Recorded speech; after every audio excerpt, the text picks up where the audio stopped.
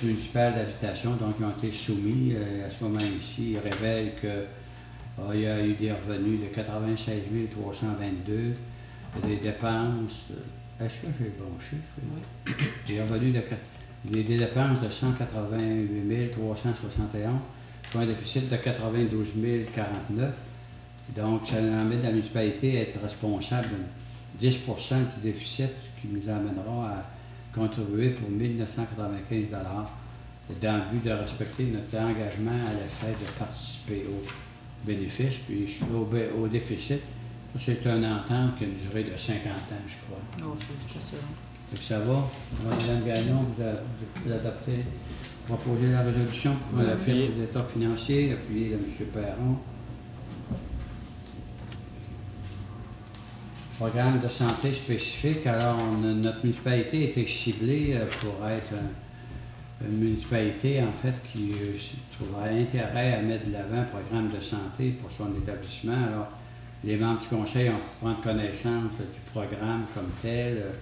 Dans l'ensemble, on parle déjà de différentes activités de notre entreprise. Il faut savoir qu'on a un garage, on a une usine de filtration, d'épuration, de pompage, on a des puits artésiens, on a un hôtel de ville, on a une bibliothèque, un centre de loisirs, un centre de services, on a des camions, on a un tracteur, on a toutes sortes d'équipements. En plus, on opère certains, on est à risque dans certains éléments de nos opérations, que ce soit dans les espaces clos, que ce soit au niveau de la manipulation des produits chimiques comme le chlore et autres. Donc, il y a un programme de prévention là, qui nous est proposé. On aura des représentants qui seraient M. Martin Bouchard et M. Olivier Asselin qui gérerait ce comité santé. Travail-là, puis les mesures, puis les activités. Fait que, on pense que le conseil a intérêt à accepter ce programme-là. On n'est jamais trop prudent et trop vigilant au niveau de la santé des personnes. M. Lalancette, vous proposeriez? Appuyer de... Je vais l'appuyer. M. Perron. Ça vous va, vous, M. Simard, Mme Gagnon? Oui. Donc, on a un dossier complet en 4 étapes, 5 étapes, donc ça concerne le quartier des Pionniers. Alors, dans un premier temps, on va adopter un premier projet de réglementation pour avoir un plan d'urbanisme dans le secteur du quartier des Pionniers. Par la suite, on va adopter une résolution à l'effet qu'on amende le zonage dans ce secteur-là. Ensuite, on va annoncer qu'on fait une assemblée publique qui va se tenir le 21 mai prochain. Et par la suite, on va autoriser une opération cadastrale pour cadastrer 13 terrains dans ce secteur-là. Et finalement, on va fixer le prix de vente des 4 premiers terrains. C'est tout ça la séquence qui s'en vient. Donc à 13.1, on accepte un projet de règlement 2013-003. C'est un projet, il va être soumis aux riverains et à d'autres personnes. Et par la suite, on l'amendera si c'est requis. Fait qu'à ce moment ici, ça prend une résolution pour adopter ce projet-là. M. Simard, appuyé de... Je vais l'appuyer. M. Perron. Je pensais que vous vouliez vous garder la question des prix des terrains. Ah, je l'aurais pu aussi. On n'est pas beaucoup, je vais avoir la chance. Tu as la chance de t'en reprendre. Donc, le deuxième, il faut modifier le règlement du zonage en fonction du projet qu'on vient d'accepter. Donc, on va amender le règlement 361-92 ayant pour objet de créer la zone RA10 résidentielle au détriment de la zone RAC2 qui était récréo-touristique avant, parce que ce secteur-là, il était avec le Moulin des Pionniers avant, dans son mandat. Fait que là, ça prendrait une proposition pour adopter de premier projet ainsi que l'amendement. Je vais proposer ça. Madame Gagnon, M. Lalancette, M. Perron ne veut absolument pas passer son tour. C'est prêt pour ça. Donc, à 3, et comme on vient d'adopter un règlement, un premier projet, puis qu'après ça, on propose un amendement, on est tenu de tenir assemblée publique. Fait qu'on va décréter cette assemblée publique-là qui va avoir lieu le 21 mai, si ma mémoire est bonne, à 19 h, ici à l'Hôtel de Ville. Et l'objet de cette rencontre-là, ça va être de consulter les riverains puis le comité consultatif sur la modification au plan d'urbanisme et de zonage pour la zone RA10 et R récréatif 2. Et ça nous prend une résolution proposée par Je vais le proposer. M. Perron, appuyé de M. Lalancette. Ça fait. Donc, assurez-vous, vous notez cette date-là à vos agendas. Et donc, par la suite, il faut faire cadastrer des terrains. Ça fait qu'on a eu une proposition faite par... un peu. On a-tu le nom de l'arpenteur? Danny Renaud. Danny Renaud. Oui. OK, donc Danny Renaud au montant de...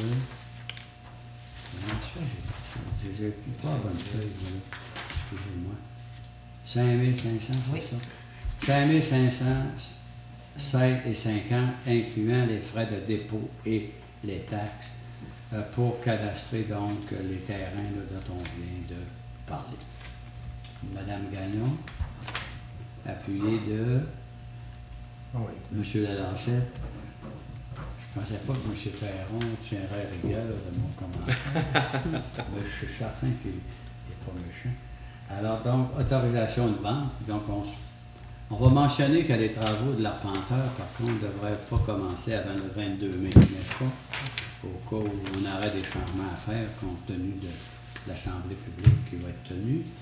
Et donc, 13.1.5, quartier des Pionniers, autorisation de vente des terrains.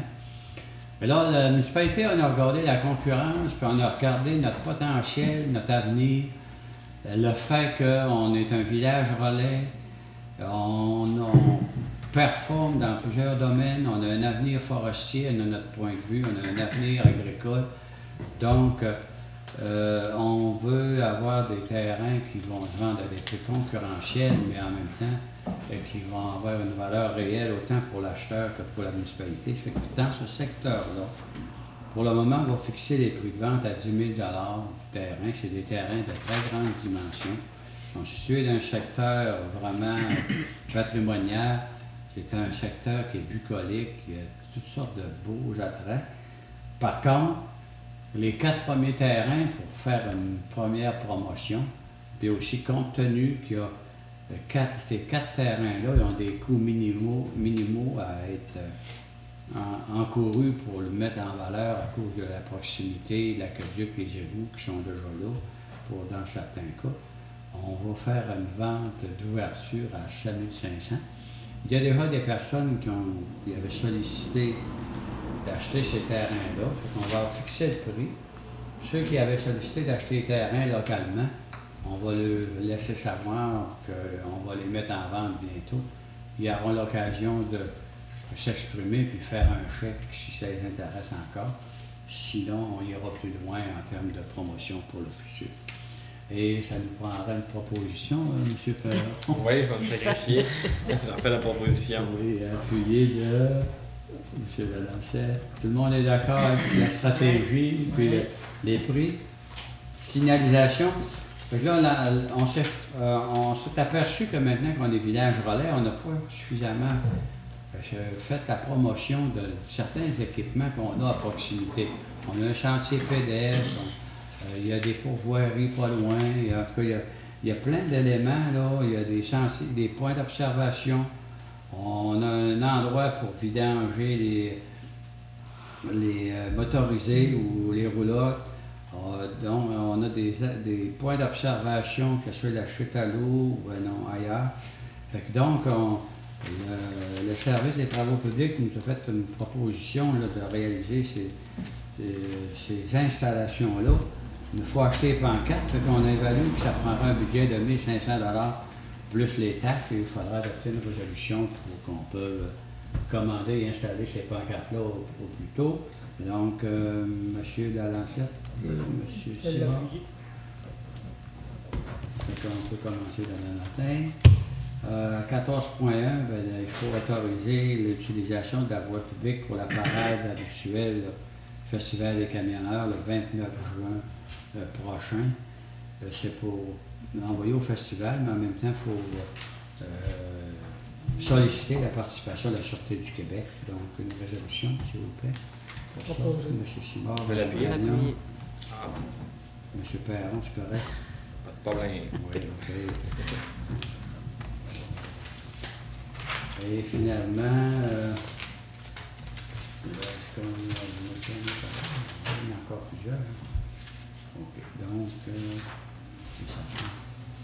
Donc, la Corporation d'aménagement et de développement de la Dorée, sa mission, c'est soutenir, puis proposer, puis mettre en œuvre certains projets, puis s'occuper du développement économique. Fait que, à ce moment-ci, on a besoin de contribuer au niveau financier dans 2 dossiers. Premièrement, M. Simard en a parlé tout à l'heure.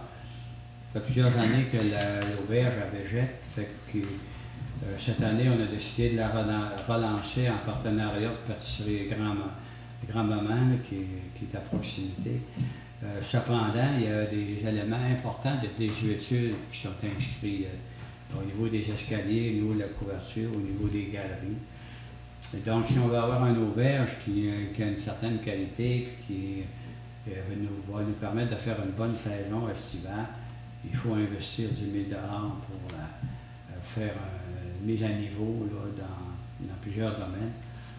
Et donc, à ce moment-ci, il faudrait comme autoriser un budget là, dans notre fonds de développement, notre budget de développement, je crois, pour lequel on avait adopté 50 000 en début de saison. Fait qu'on pourrait prendre 10 000 dans ce fonds-là pour supporter la création quand même d'un emploi et demi, puis créer une activité économique autour de la Dorée. Ça convient? Alors, M. Simard, je vais vous laisser, Paul n'a pas proposé. Si vous êtes Effectivement, d'accord. je suis président. OK, ça fait que M. Perron. Oui, vous on fait la pouvez proposition. vous en référer. M. Lalancette, ça vous va? Mme Gagnon aussi? Oui. OK. Donc, et donc, l'autre, c'est de demande de versement. Fait que dans le fond, il y a la Corporation de développement, je l'ai mentionné tout à l'heure, est active au niveau de la table agroalimentaire. M. Simard en a parlé tout à l'heure. On a fait une phase 1 pour un sentier équestre pour aller à la montagne à Voilette. Fait que là, cette année, il faut faire la phase 2. Le projet est accepté au niveau du programme de mise en valeur du régime forestier. Il y a une contribution du milieu qui est demandée de 10 et il y a des taxes, donc il faut investir 2 900 $ là, pour que la corporation puisse payer son 10 Et puis, il y a des dépenses d'opération à être soutenues. L'auberge, on rouvre prochainement, mais il faut payer l'assurance, il faut payer l'électricité, il faut payer toutes sortes de choses. Donc, au niveau des opérations, là, ça prend 3 771 $. Ce qui fait qu'au niveau de la CADAD, on pourra autoriser à ce moment-ci une contribution de 7 000 $ pour tous ces 3 éléments-là. Et vous avez le détail, ouverture, les membres du conseil, on pourrait accepter une proposition pour 7 000 $. Mme Gagnon, ça vous va? Proposer, appuyer M. Lalancette. M. Perron, ça vous convient aussi? Et aussi, on voudrait donc adopter une motion de félicitation là, pour le souper de championne aux gagnants. Puis en même temps, je pense qu'on pourrait faire une correspondance pour remercier Marianne Saint-Gelais d'être nous visiter. Et on ne mettra pas dans la correspondance, mais on lui a fait part qu'on serait intéressé à l'inviter comme à la soirée VIP du Festival des camionneurs, parmi les invités de la municipalité pour sa contribution qu'elle a voulu faire auprès de notre jeunesse. OK? Donc, M. Perron, ça a été belle pour vous, ça, n'est-ce pas? Parfaitement. Appuyé de Mme Gagnon. Ça vous va, Mme Oui. Gagnon? 16.2, exploitation de l'uranium en territoire québécois. Alors, voici la situation. Il y a plus de 200 municipalités au Québec. Il y a quelques mois, il y a eu une vague de protestation contre l'exploitation d'uranium au Québec. C'est un dossier qui était principalement chaud dans le secteur de la rivière pas loin de la rivière Moisy, sur la côte nord. C'est un peu loin de la Dorée à ce moment-là. Mais on a eu un genre de rappel du président là, de l'Union des municipalités du Québec, puis nous autres, on n'est pas dans l'Union des municipalités du Québec. On est dans la Fédération québécoise des municipalités qui s'occupe des municipalités rurales. À la fait qu'on n'avait peut-être pas eu la bonne préoccupation, tu sais, puisque on mange fait qu'on n'avait pas envoyé de résolution. Il y en a 400 qui l'ont envoyé, ça veut dire qu'il y en a 800 qui ne l'ont pas envoyé. Et moi, de me faire commander de l'extérieur quel genre de dossier je devrais appuyer ou pas, par des villes qui ne savent probablement pas où qu'on est. Alors, je pensais qu'on devrait marquer le pas. On va en adopter une résolution, mais on va dire que nous, on est favorable au développement d'uranium dans la mesure où cette exploitation-là est faite par des entreprises responsables, dans le sens qu'ils vont utiliser les bons procédés. Ils vont s'assurer qu'ils n'utilisent pas les populations avec leur projet. Cependant, on va rappeler aussi à des gens que l'uranium n'est pas présent uniquement dans les bombes atomiques. On s'en sert en médecine aussi. On s'en sert dans les bureaux de dentistes, on s'en sert dans des ordinateurs, puis on s'en sert dans toutes sortes d'équipements électroniques. Fait que dans le fond, les richesses naturelles sont là pour rendre service aux citoyens et à la société. Donc, on va nous plutôt dire que notre municipalité trouve qu'il y a trop de mesures restrictives qui sont en application sur les territoires de sa proximité. Et de plus, qu'on croit davantage au développement responsable de toutes les ressources utiles et nécessaires aux besoins existentiels de toutes les espèces vivantes sur la planète, dont les humains. Puis de plus, nous, on va dire qu'il ne nous apparaît pas équitable de toujours responsabiliser les régions ressources afin de compenser pour les autres en leur imposant le fardeau de protéger la planète qu'eux-mêmes mettent en péril par leur niveau de consommation et de production polluante. Puis on va écrire une lettre au maire de Rimouski qu'on sait lire, écrire, puis on connaît les riches associés à notre vie, les ruraux. Et c'est la résolution qu'on va adopter cette fois. Et ça va me prendre naturellement quelqu'un pour proposer.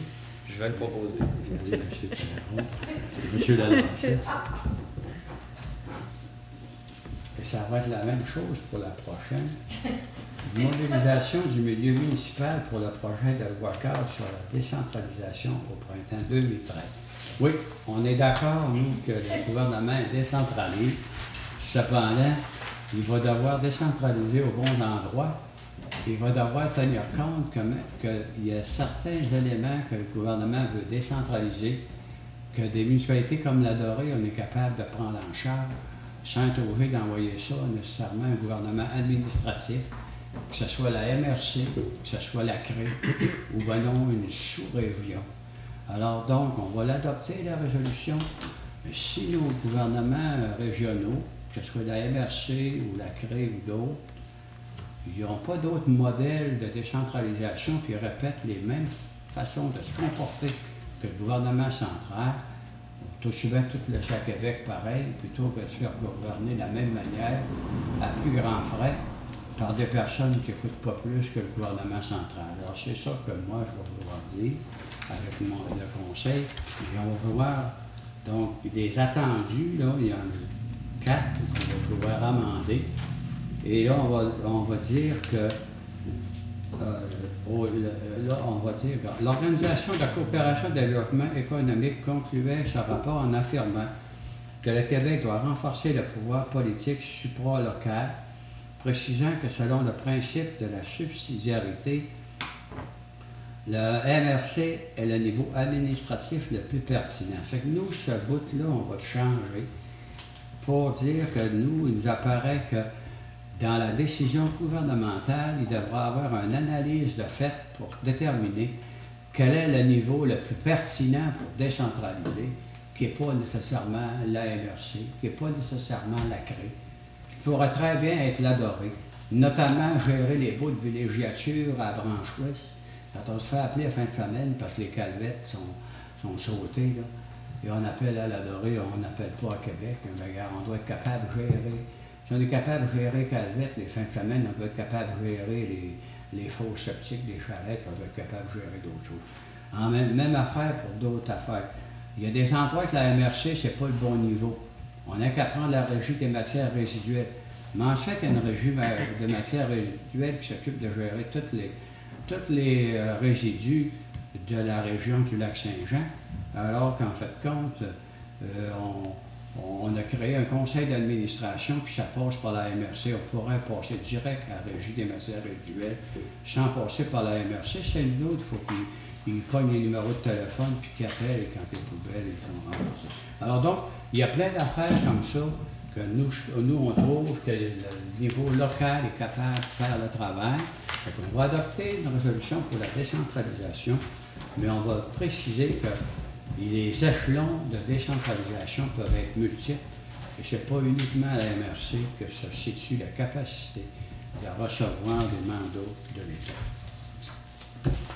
Alors, si les membres du Conseil sont d'accord avec mon exposé, on pourra adopter une résolution dans le sens de ce que j'ai dit. Monsieur Larancette, ça vous convient? Madame Gagnon? Parfait. Oui. Numéro 1, oui. OK, donc, Proposé par... c'est proposé par Mme Gagnon, appelé de M. Larancette. Et est-ce qu'il y a une période de questions? Est-ce qu'il y a des questions? Je dirais que non. On proposera l'Assemblée la levée de l'Assemblée. La prochaine va être en juin. On se prépare à faire d'autres choses, d'autres moves importants. Ça va aller au mois de juin pour la prochaine Assemblée. Merci beaucoup.